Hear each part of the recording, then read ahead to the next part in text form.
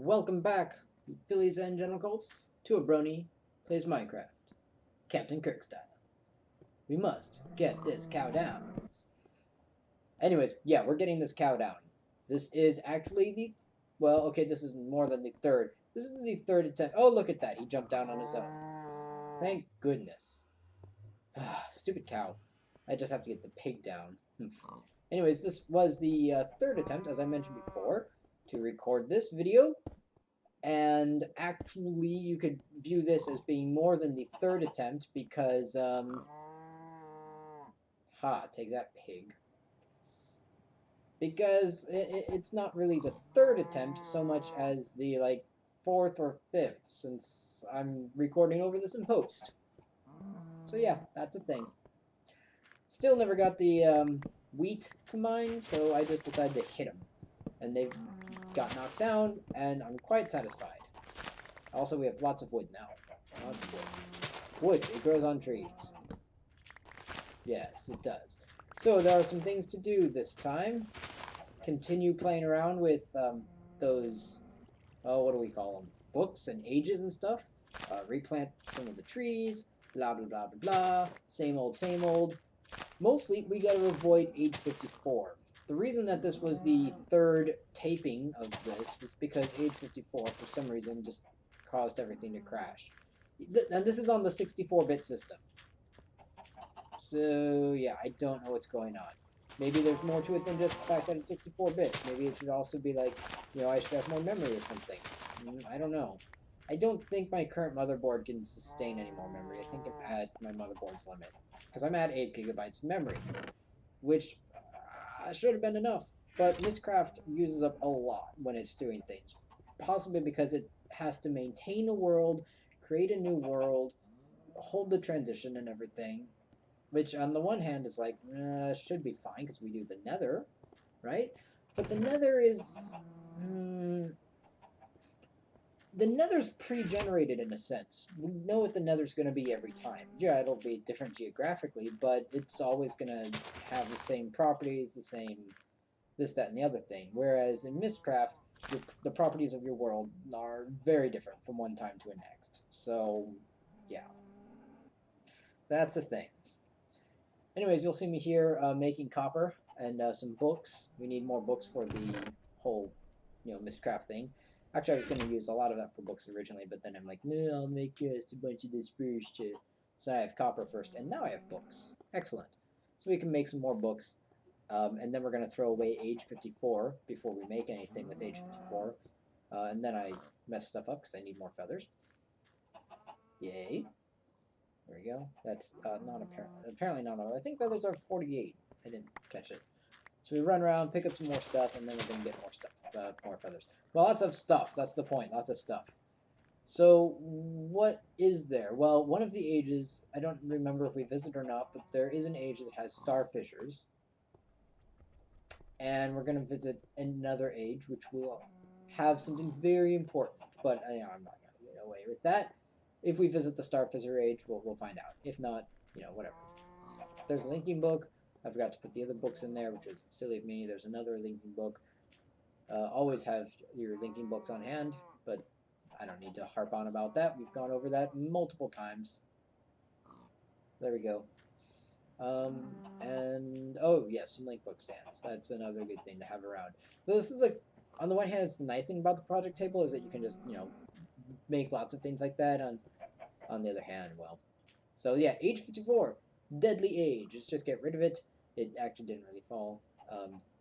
It is behind me. See? There it is. Die. Die. So, other news. While we're waiting for me to do something else here, such as go to a new age. D&D today. It had a bit of a sad ending. One of the players had a dire wolverine. He named it Dicer. And they were fighting ice elementals, which I made up on the spot. I based them off of earth elementals.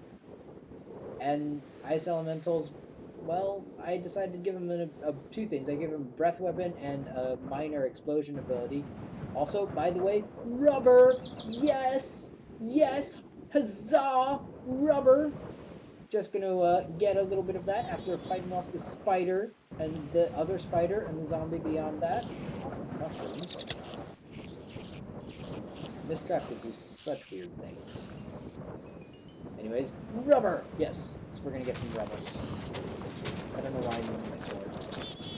That's probably why it's not great.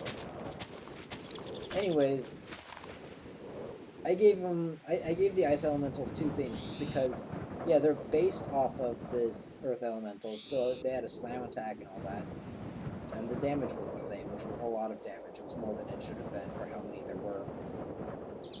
But what did I give them? I gave them a breath weapon, an icy breath weapon that did like 8 d6s. It did hit dice, d6s of damage, which is pretty similar to a white dragon's breath weapon, so not a ton. The reflex save was a bit high, I thought, at 18. But maybe that's not very high for level 9 characters. I don't know. Neither one of them made their save.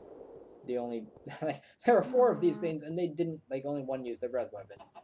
I don't know. But then toward the end, I gave the guys a second ability. No, I mean, I gave them a second ability earlier. And this ability was, when they die, they have there's a small explosion of ice shards and cold energy and stuff, causing 1d6 damage to everyone that is adjacent, that is to say within a 5-foot radius, of the ice elemental. And I thought about making it a reflex save type of thing, but then it'd have to be more than 1d6. Yeah, and if that guy stays up there, he's going to jump into lava. Just stupid. Stupid cow.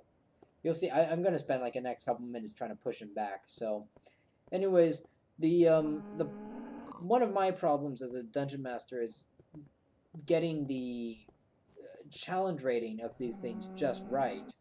This one ended up being a lot harder than it should have been because things were dealing a lot more damage than they should. Well, yeah, they were just dealing a lot of damage. It was like 2d8 plus 5. And if they were next to you to do a full attack, they got a plus... Yeah, they got 2 attacks on a full attack. So that's 2 times 2d8 plus 5, which is quite a bit. And then, there's even more, because there were 4 of them. So that was a lot. Their HP wasn't too big, but it wasn't working out. It was just too much damage. Everyone else had like 60 HP, so in a couple hits, they were going to go down. And it's something I never really thought about because the barbarian, the owner, I guess, of the dire wolverine, had 130 HP. I don't know how that tree grew so quickly. So it's something I never really thought about because the barbarian has always had so much HP and he always deals so much damage that I always feel like I need to provide extra hard encounters just so that it's not ridiculously simple. Otherwise, it's just like, oh look, the barbarian killed everyone again. Problem is when I do that, I end up giving, like, the damage ends up being too high, and if the damage isn't too high, then it ends up being something weird like it's low damage but high HP. Think skeletons, basically. And no one likes that because then it just gets kind of dull and there's no challenge there. If they've got high HP, they should have high damage. Or something. Maybe low damage but high percent hit. That's a challenge I'm still working through. If anyone has any tips, leave them in the comments, as usual. Haha! Take that, pig! Haha, take that! You can tell I'm very excited. I jumped up and down. And to prevent this type of thing from happening again, I am walling and blocking them off. So that, yeah, they don't need to be getting out and about anyways. Silly pigs. This video will be shorter, by the way. I think it's only 19 minutes. So, yeah, there you go. So D&D ended with Dicer, the dire wolverine, dying. He took several hits from the ice elementals, and while he was dealing a fair amount of damage in return, He rages as soon as he gets damaged. He just they didn't quite manage to knock him out.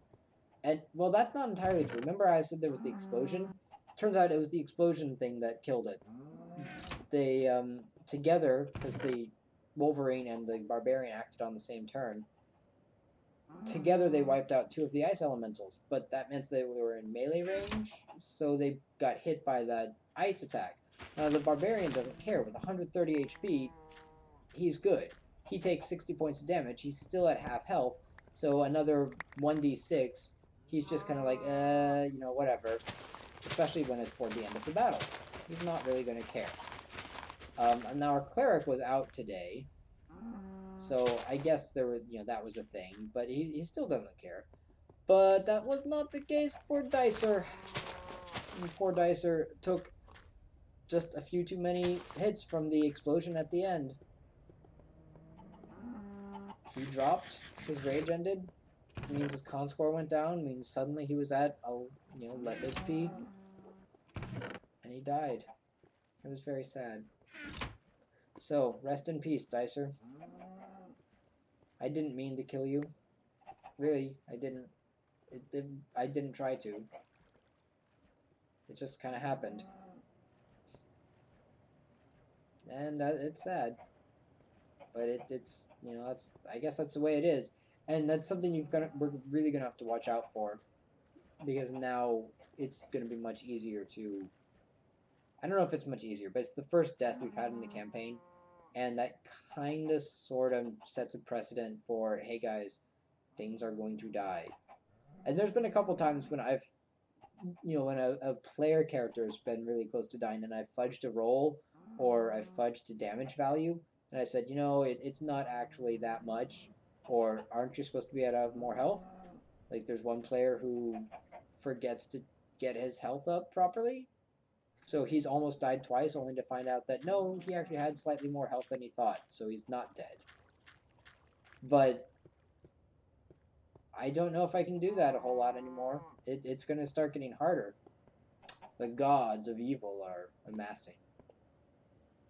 If you haven't figured out what's going on here, while I've been talking, first of all, I got a bunch of iron to make some refined iron. I'm going to then burn stuff, smelt the iron into refined iron, but to do that properly, I figured we needed some fuel. And we just need some charcoal, so I took the rest of the wood, and we're going to make charcoal with it. And that's what's cooking in the furnace now. Once we have the charcoal made, we can do 2 things with it. One, we can turn it into other types of fuel via the transmutation tablet. So, because we need redstone, for example. That's one of the things we need. We need coal. Stuff like that. Anyways, so we're going to do that. And while I'm waiting on the charcoal to cook, so that we can then cook up some refined iron, so that we can then make up some of the machines that we need to make diamonds. That's right, we're going to make diamonds with machines. Oh yeah.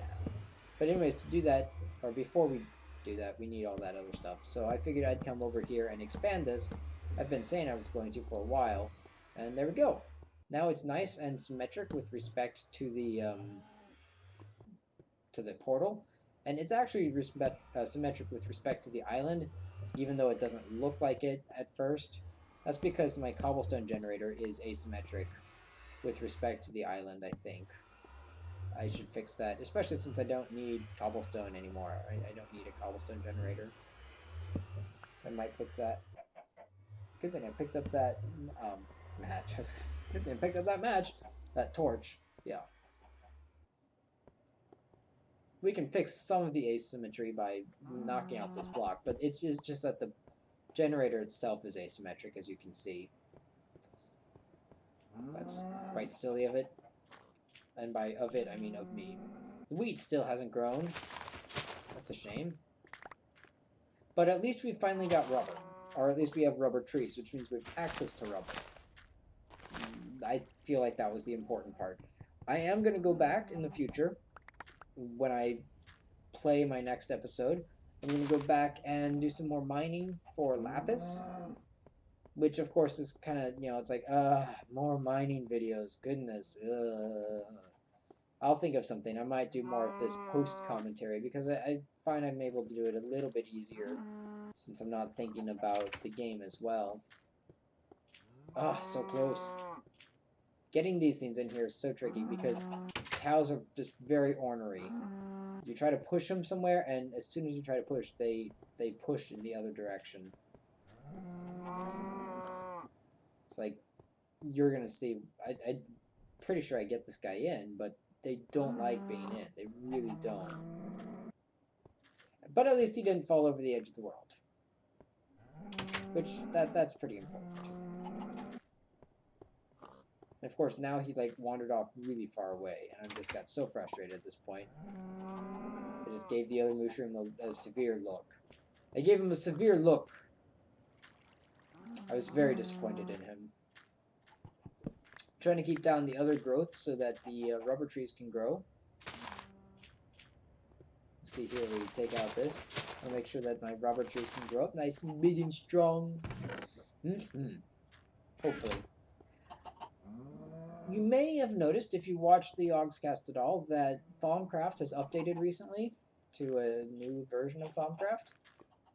I don't know what the new version is. Like, what is it, Thaumcraft 3 or something?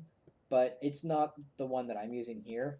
So if you've been watching new Thaumcraft videos and you see me doing anything with Thaumcraft, I'm pretty sure it's not going to be the same. Like, I'm pretty sure I don't have an arcane table or Wand of the Apprentice or any of that.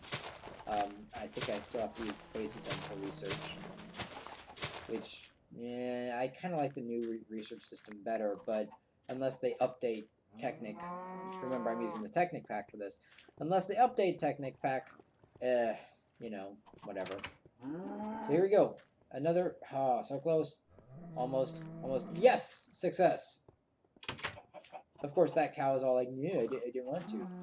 And because of that, it's like just sitting in the hitbox, and it won't move. Like, I keep hitting it, and they run straight into this corner. So I got rather frustrated with that, and just decided to block them up from this side. Stupid cows. It's just, I don't understand it. They were very intent on going this way. I kind of wish that their animations, like their leg animations, would still move so that I could see if that they were, you know, trying to move this way.